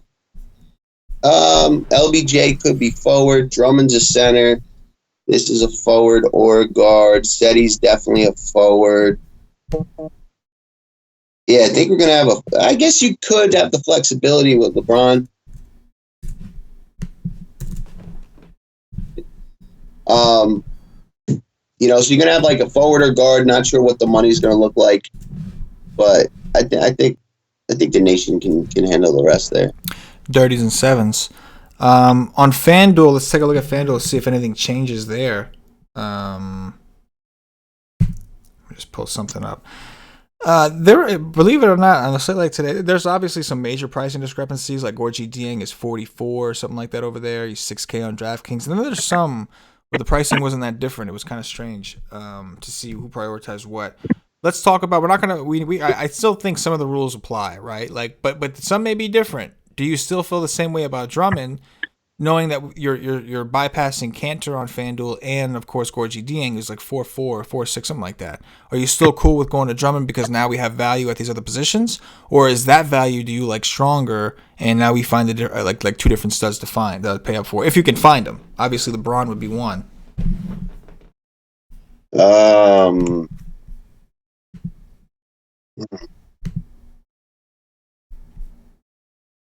Man, I think I would go get Drummond because like the blocks and steal upside against his team today is going to be huge. Like the 20 rebounds are almost in the bag. Like unless he gets tossed, I don't. Like it's such a stars and scrubs site. Like, Gorgie Dieng at 4-5. Jackson Hayes at 4-3. I think I get Drummond. Yeah, I feel the same way because of like what we said. Like before, I didn't feel that way. But where else would you spend the money, kind of because thing, before right? I'm thinking you could play Ingram and LeBron together, so punt center and grab that. Now that we don't have Ingram, there's really nobody else that I'm like crazy about spending the money on. Even LeBron, we're spending on it because we got nowhere else to spend it. So I'm with you. I think at this point, you might as well go grab one of those solid centers like Drummond.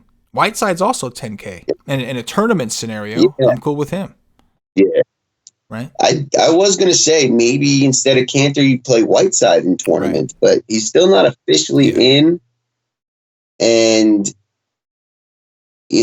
but I like him a lot too. He's projected to be pretty popular. He is probable. It was just an illness. So, if the money works, I'm all right with that. And then that probably forces you into like a Melly or a Josh Hart or something like that as the final piece, depending on money. Right, I agree. All right. Paulie, at this point, I don't think I'm going to flip it to you a little bit. We got a little time if you want to pull up the chat, Ystream chat, YouTube chat, whichever chat. I'm going to look in here, make some adjustments to the projections, and check on Mr. Stevie Brown. I think he was having some problems getting his article up. So while I do that, I'm going to flip it over to you, have you do the solo thing for a little bit here. It's your world, Squirrel. We're just trying to get a nut. Don't leave me alone. I don't know what to do. What do I do with my hands?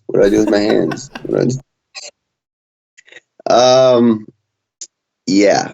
Chat. All right, Nation. I'm going into the WiseTake chat first. Got about 32 seconds till I get there, so throw some questions in. And then I'll go check the YouTube one.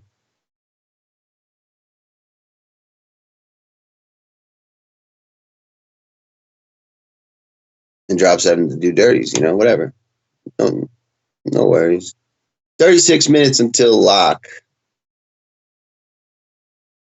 Cleveland Cavs are on a back-to-back tomorrow, but no one else that matters is. Is not a Dwight Howard injury that AD has? Yes, MG, similar. I don't know if it's from the same thing. LeBron in the forward spot or utility on DK? Definitely not utility, but guard or forward, I'm not sure. But that last utility spot, I think we're going to use on a center, whether it's Whiteside, Gafford, or whatchamacall that shit? Cantor or Hayes. All right.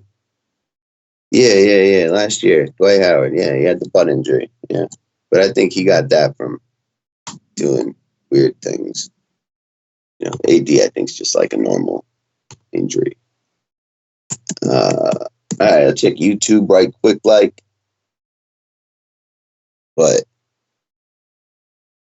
for me today at center, I know TK handled the game by game, and we're not going to go position by position at this point, but I'm going to be playing Gafford, Drum Dog, Cantor,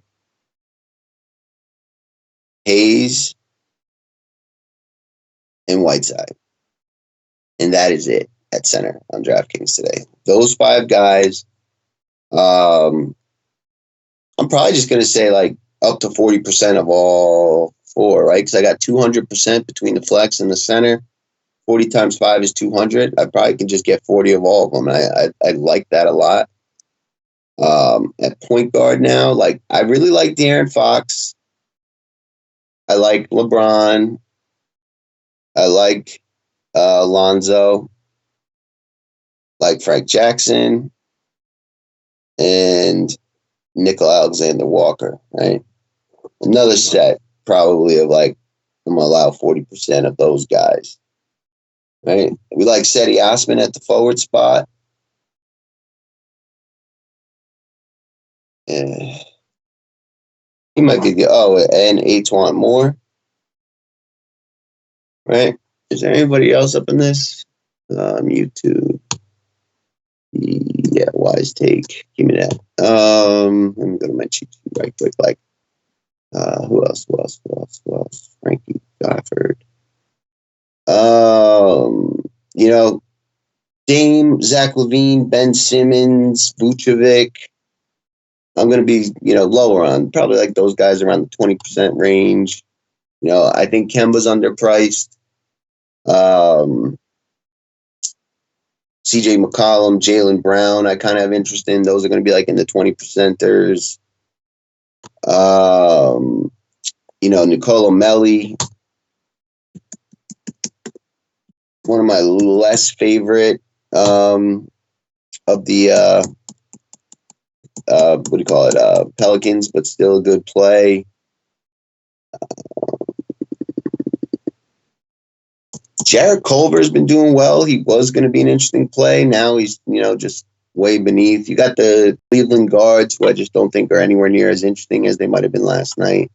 All the rest will just be like under 10%. But, my core today, maybe it's a little bigger than normal, but we're looking at Gafford, Drum Dog, Cantor, Hayes, Whiteside, 20 more, Seti Osman, LeBron, Lonzo, Frankie J, Nickel Alexander, and De'Aaron Fox. That's 12 guys. Play those guys today. You won't regret it. All right. You can jump in on like Malik Monks and, Dwayne Bacon's at like 5 to 10% today. You don't have to go crazy on those risky ones. Just play the safe ones. Balls in my face. Nice. Gentry said he doubted. Yeah, I think he's been officially ruled out. Can you give a cash game 4-4? Do we still lock in LeBron and Rose? Yeah, I don't think you lock in Rose anymore. I mean, he's all right, but I think LeBron, Drummond, Antoine Moore, and one of Frank Jackson, Nickel Alexander, or Lonzo Ball. Check back on the live stream. Probs Cantor or Josh Hart for utility. Hart's safer. Cantor's got the higher ceiling, so for cash, I guess it's Josh Hart. Although, even in like 17 minutes, Cantor could go for 40 today. So. I don't know. I think I'd still probably play Cantor. He's got no backup. He's been playing 20 minutes anyway. He could even see like up to 25. He's been doing really well. Top 3 centers on FanDuel, favorite to less. All right, let me open up Easy. But it's probably Drummond. I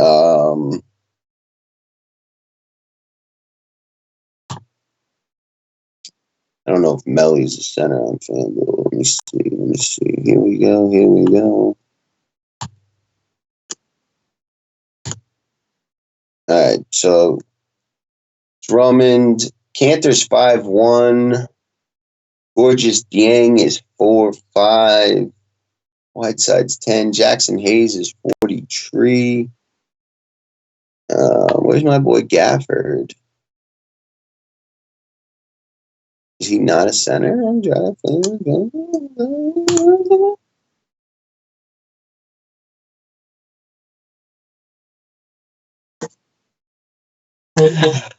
Where is Gafford? Gafford, power forward. Okay, all right. So I would go Drummond. Drummond, Gang, Cantor. Cantor doesn't really do much peripherals, blocks, and shit. So on FanDuel, no double-double bonus, where Dieng can get you those blocks and steals. So I'm going to say Drummond, Dieng, Cantor on FanDuel for 8K. I got a question for you, Paulie. Yeah. Talk to me about Frank Jackson, Nickeil Alexander-Walker. Talk to me in terms of exposures. Like, are these players?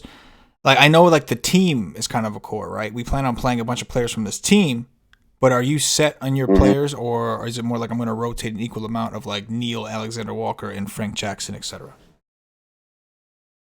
So, Ball, Moore, Jackson, and Nickeil Alexander, and maybe Nickeil Alexander's slightly fallen out of that. Like, I'm going to have 40% of group. Like, Frank Jackson's min price. He played 33 minutes last game after not playing for a while. And now Brandon Ingram's not there. Like, I can't see him really hurting you, right? We've already seen Nickeil Alexander hurt us in these spots, and he's right. I would like to have their lineup, which we don't quite yet. We just got it just now. Okay. Pelicans will start Lonzo Ball, Etuan Moore, Josh Hart, Nicolo Melli, and Jackson Hayes. Okay. Yeah, like, Nicolo Melli, he's got to be min price too. And, like, he's, they got nothing. They got no forwards, no Kenrich. So, I think Etuan Moore and Lonzo are like the core Pelicans, and then Melly and Frank Jackson would be like maybe a slight tier below, but like I'm going to have 40%, I think, of all 4 of those. And maybe I'll bump down Nickeil Alexander into like 25 rank with Jackson Hayes. Right. How many minutes you think Melly plays? I mean, he's starting, right? Like, just looking at it positionally, like that's the only guy they really have that actually plays that position. Right. Like everybody else is a guard. You're almost getting huge minutes. You've got Jackson Hayes and Okafor as centers, and then you have guards. That's it. It's all guards. Etuan Moore is a 3 at best, probably more of a 2. Frank Jackson and Nickeil Alexander-Walker are both guards. Lonzo Ball, guard.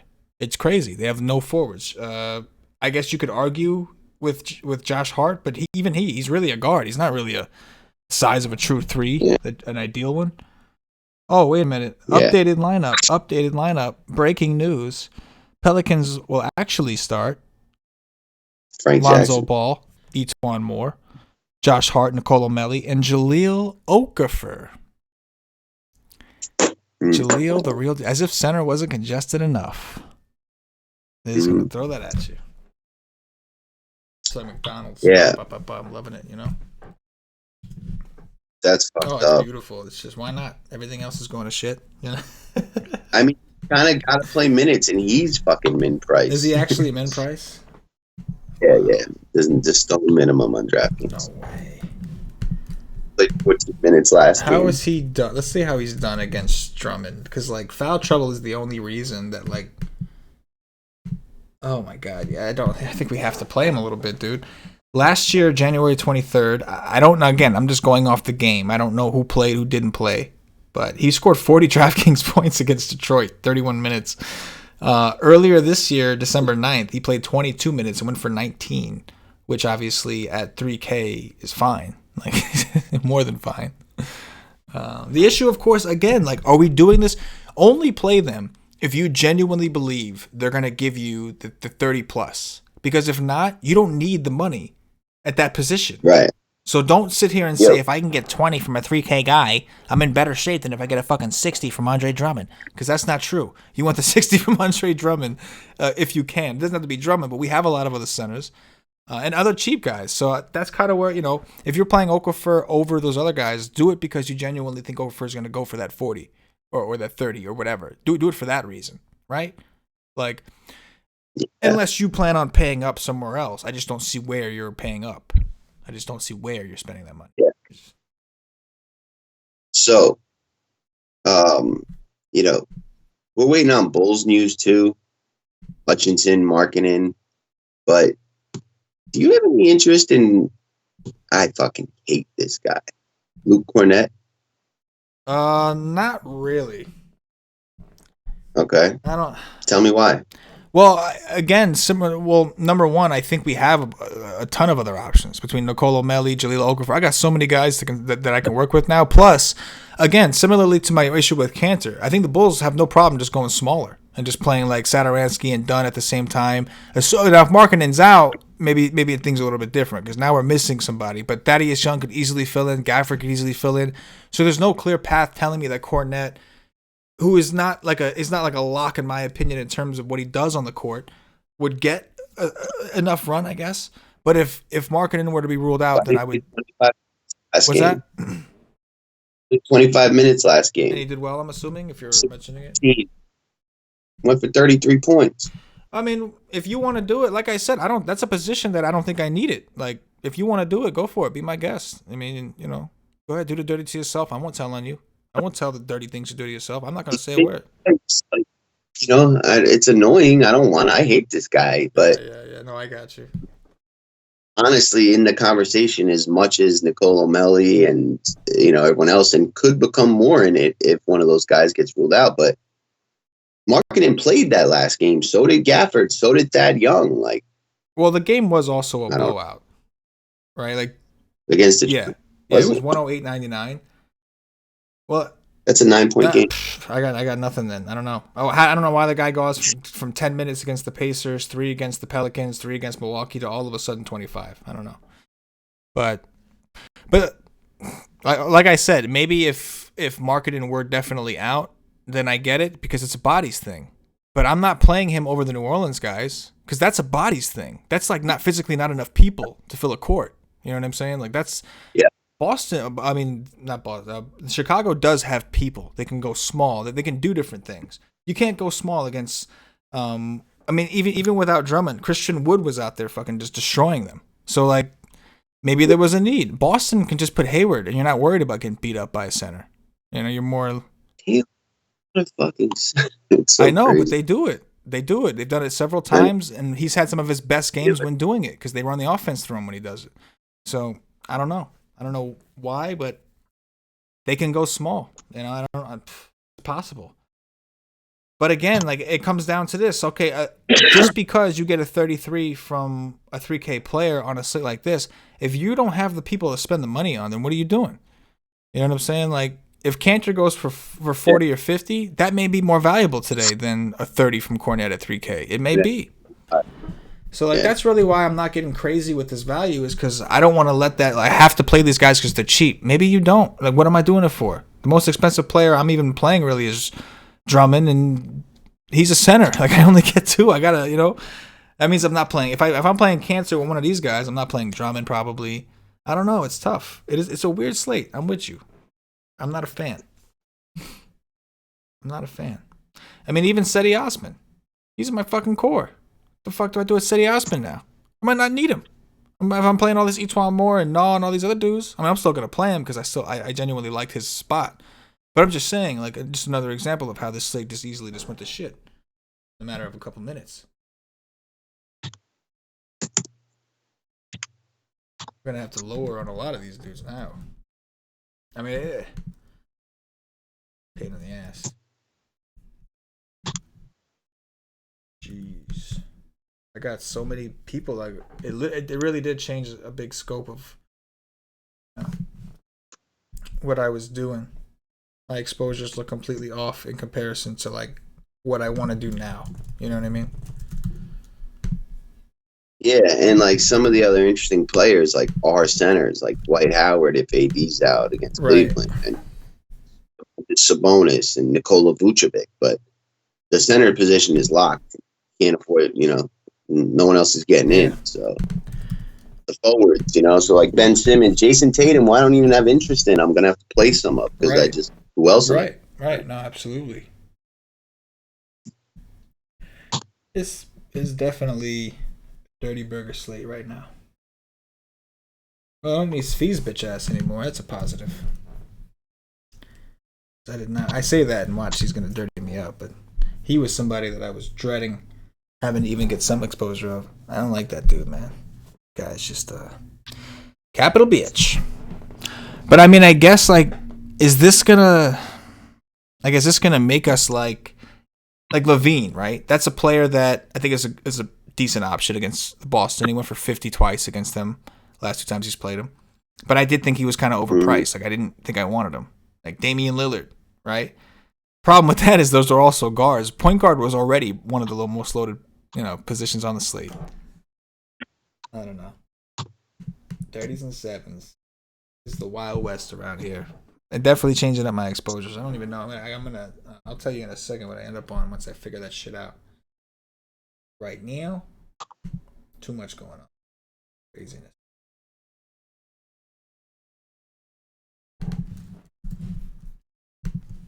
Oh. Jeez.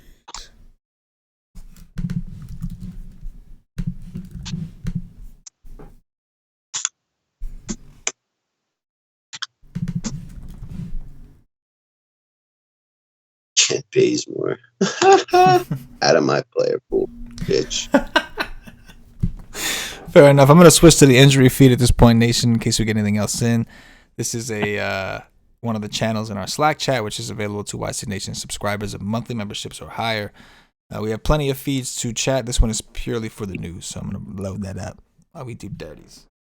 Trying to figure this slate out. Cooperate. Getting all this news.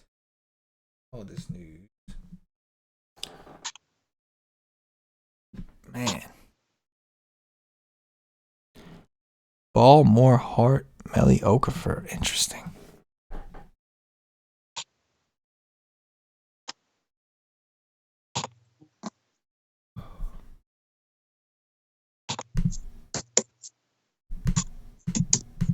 There's just so much on this thing now.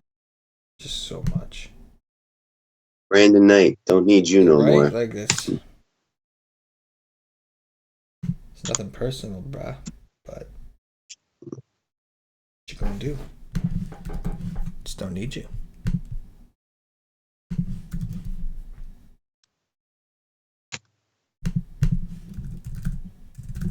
Oh man. Going true. Doing what we do. So I guess like it's so stupid, like I said, because you have the value in the same positions that you were going to spend up on. Like, okay, now you can get Sabonis. Well, these power forward and center are eligible, which is where you were going to, get your value from. It's wild. Fucking dicks. Yeah, plenty of that. There's definitely a lot of that going down right now. I'm not saying it's a bad thing. I don't want people to get all upset at me. I'm just saying. I noticed. Seems to be some of that going. Ownership projections, seeing Etwan Moore as high as 60%, Neil Alexander Walker as high as 49. Whiteside looks like the king of the center right now from what I see. It's like crazy to me. More than What?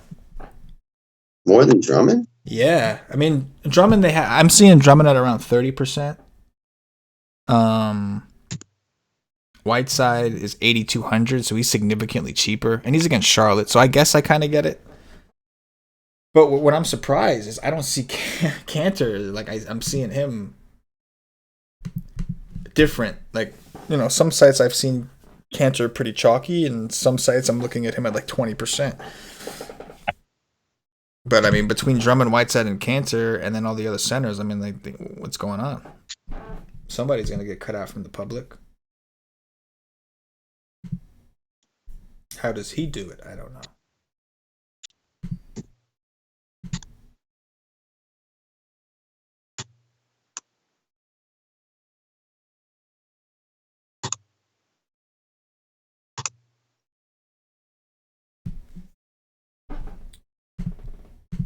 Be updating the projections real quick for those of you using the WiseTake Nation projections.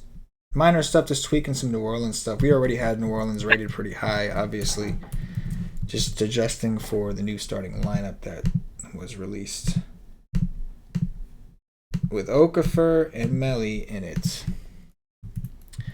Because that is how we're going to do basketball in 2020, baby. How are you handling Cantor? Like how much exposure? I'm playing him a shit ton. I still like Cantor a lot. Like I'm with you. I there's some doubts, but I think you can make doubts in pretty much everybody's case. But yeah, I planned on playing him pretty good amount, like 40%. So I'm not gonna lie. Before it was even higher. Now it's probably down to like 40 or so. But it's the only reason I would bail on Cantor a little bit more if I liked the other guys that I was getting instead. But I still there's no guard that I couldn't afford before that I can afford now. So what the fuck am I gonna bail? Like I still think that Cantor. I think Cantor could raw out points. So I don't know. Where are you at with him? Like he was a guy that I'm sure both of us were planning on playing a lot in the beginning before all this shit happened. I'm gonna play him around like 30, 35. I don't blame you. It's just there's a lot going on now. There's like a lot of options. It's hard to really core any center at this point because you're taking away from the other centers. We do have a lineup for the Pistons. We've got Bruce Brown, Svi Mihalichuk, Tony Snell, Doumbouya, and Drummond as the starters. Derrick Rose has been starting the second half. Just put that out there. Nothing crazy, nothing that ordinary. Yeah, it looks like it's gonna be another long day because I'm gonna have a lot of Pelicans, and last time they didn't work out. But you know what? What are you gonna do? Back to it. Take it on the chin. Say, hey, it's part of the process. That's what you tell yourself, even though you may not believe it. Man, it's so wild. Like how thin some of these teams are. It's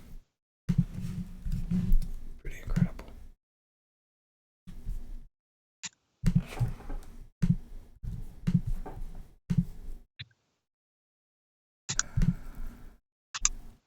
How much Nicolo Melli are you playing, bro? I allowed up to 40. I mean, it's just hard to see him not getting at least 25 minutes today. How much? What about Okafor and Jackson Hayes? What'd you do there? 20 and 25 on Hayes. Yeah. 20 for 25. I like Melly better than both. I agree. Because they could swap. Melly could even play their position, but they can't play his. 100% agree. 100.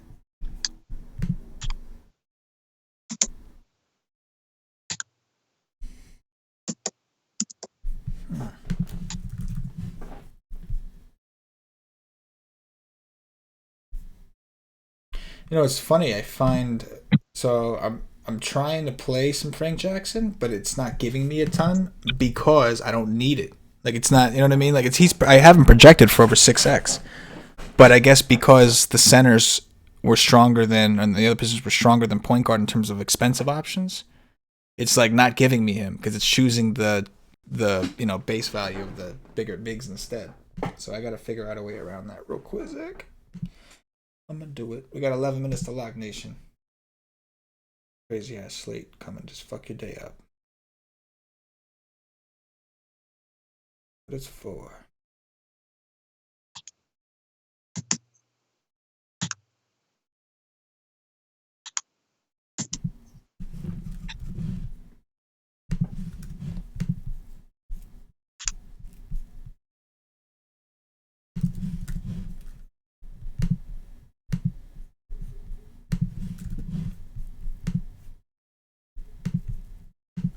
Ten minutes to lock, nation.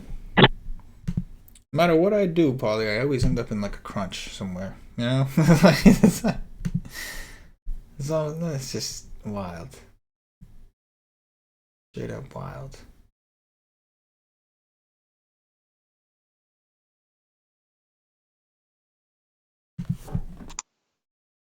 How much LeBron are you playing?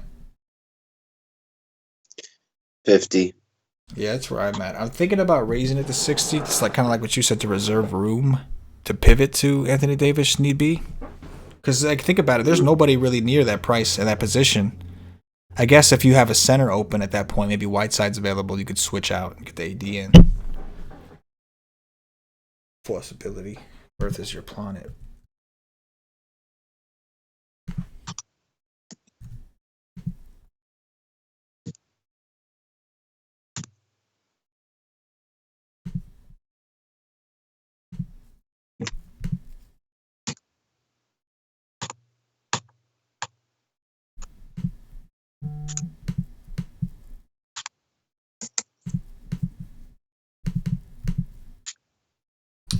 What we get? Nothing new.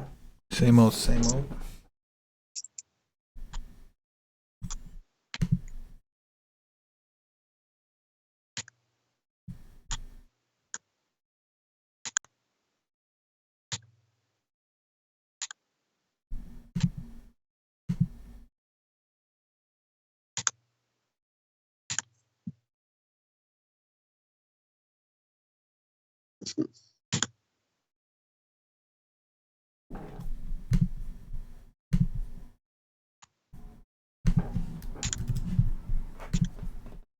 How much is Josh Hart are you playing in comparison to his teammates?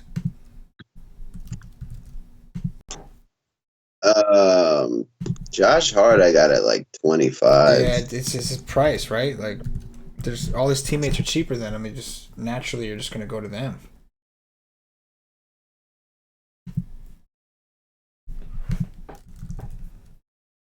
You can't even really like on off it much because This has never been this situation. Yeah, they've never been here before. It's. Hmm.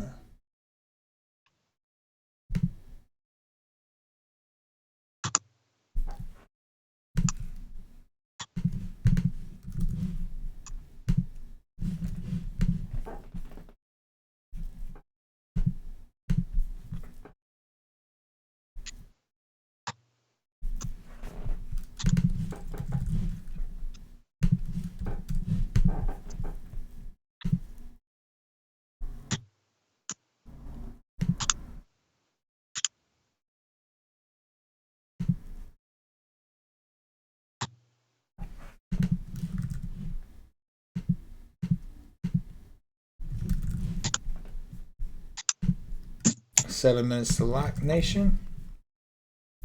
I think I should be almost done in a second here, and then I'll see what I could do. Just let it rain dance. That's all there is to it.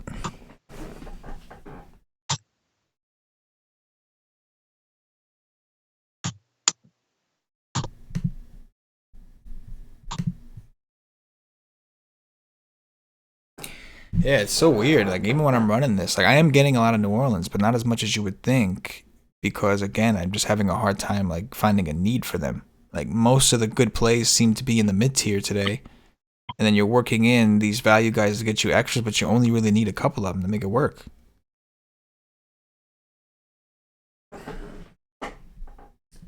I mean, yeah, unless Anthony Davis were to play or some shit like that, that could definitely, you know. I mean, I don't know. This game is dirty.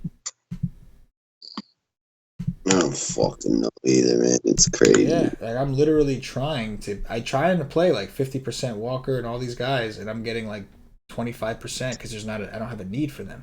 You know what I mean? Like, it's wild.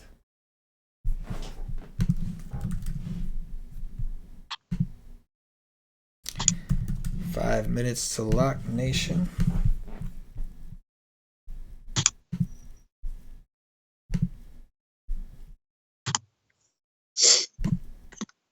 Mm.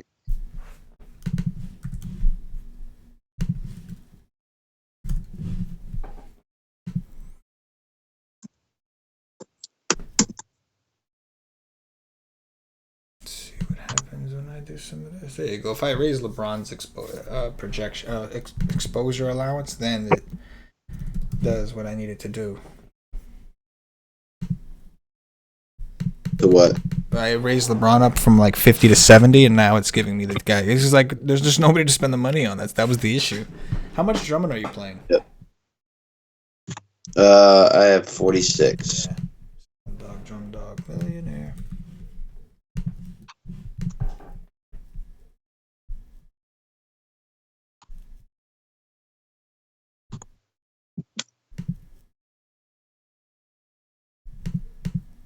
Four minutes to lock, nation.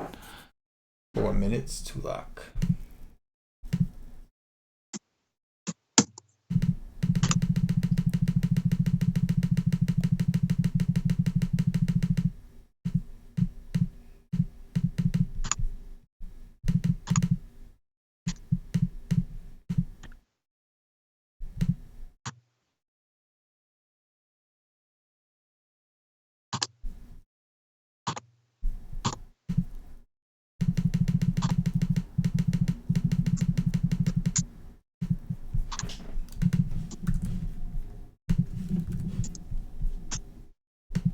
Three minutes to lock.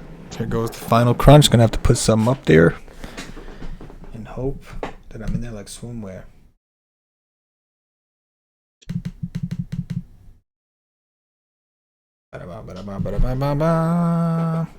Doing 30 seconds. Ooh, I almost said something vulgar, but I stopped myself because I remembered that I'm on a stream. Sometimes I do forget. I'm not gonna lie. We've been doing this until lock. Somebody called me out once saying I forgot. I did not forget that day. But sometimes I do forget I'm on a stream, you know. I was ready to say some nut shit to Paulie D, and I'm like, hold up. I mean, I wouldn't say nothing crazy, like offensive or anything like that, but you know, depends on how easily you offend, I guess. Man, I'm gonna have to settle with these exposures, and they're all over the place. It's not even like fully what I wanted. I'm gonna have to settle with this shit because I'm not getting fucked. You know what I mean? Not willingly. Mm-hmm. Not willingly. If it happens, it's against my will. Just know that. Know that.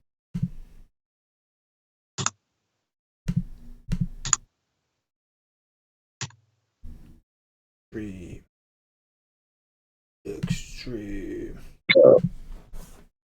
My exposures are Drummond, 52, James, 51, Gafford, 42, De'Aaron Fox, 39, H1 4, 37, Frank Jackson, 35, Levine, 30, Melly, 28, Cantor, 27, Hassan Whiteside, 26.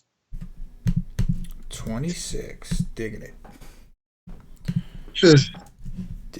Digging it. Final exposures. 2 minutes to lock, actually. Oh, Enes Kanter's starting, by the way. So they're going to start big. So they're just going to go for it right out the gate and just say, yeah, let's just start him and see what happens. Respect that.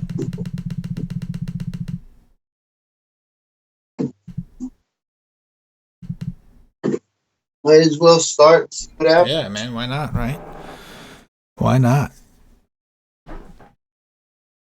1 minute to lock, nation.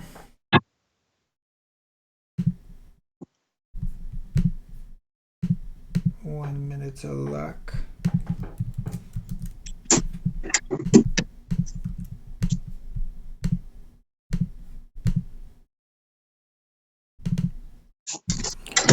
And boom. Boom. I think we are good. No, not yet. I'm just referring to my own situation.